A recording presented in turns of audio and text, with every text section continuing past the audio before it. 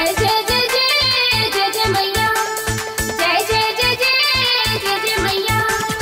बोली बोली छठी मैया की जय।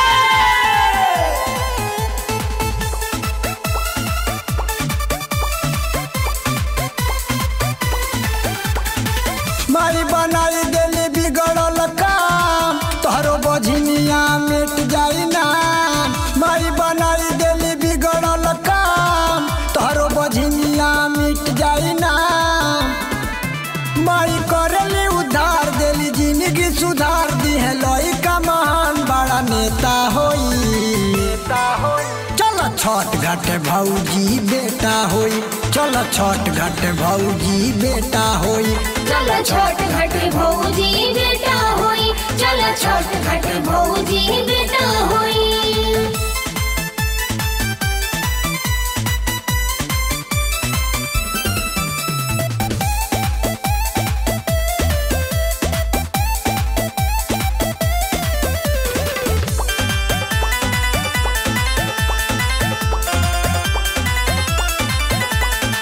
सबके गोदिया भरले बाड़ी गइली जे दरबार में। चल के पूजन तू कल भौजी आज भिनसार में। सबके गोदिया भरले बाड़ी गइली जे दरबार में। चल के पूजन तू कल भौजी आज भिनसार में। जल्दी ठेकुआ बना लो, सामान पूजा के सजा लो। सब चल जाई तोहरा लेट होई। चलो छठ घाटे भौजी बेटा होई, चलो छठ घाटे भौजी बेटा होई। चलो छठ घाटे भौजी बेटा होई, चलो छठ घाटे भौजी बेटा होई।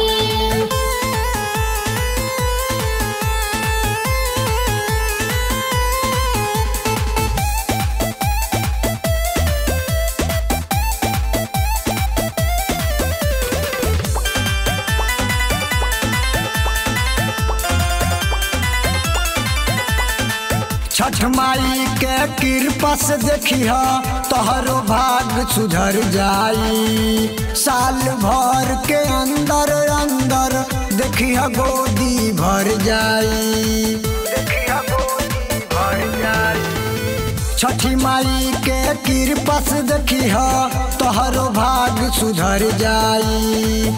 साल भर के अंदर अंदर देखिया गोदी भर जाई। गोदी खाली नहीं रही लइका माई माई कही सब जिंदगी के मामला सेट होई।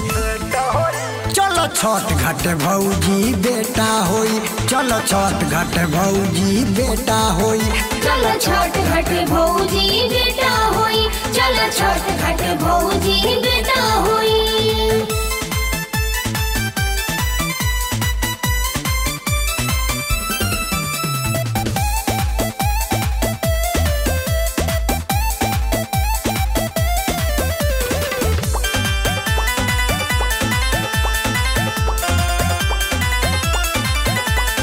अशोक देहाती माई के भजनिया झूम झूम के गई है हो। नदी के तीरे पंडित बाबा तोहरो अर्घा दियई है हो। अशोक देहाती माई के भजनिया झूम झूम के गई है हो। नदी के तीरे पंडित बाबा तोहरो अर्घ दियई है हो। आई जीवन में बहार होई, घरवा उजियार भाग जाग जाई सुखवा साथे होई। चलो छठ घाटे भौजी बेटा होई, चलो छठ घाटे भौजी बेटा होई। चलो छठ घाटे भौजी बेटा होई, चलो छठ घाटे भौजी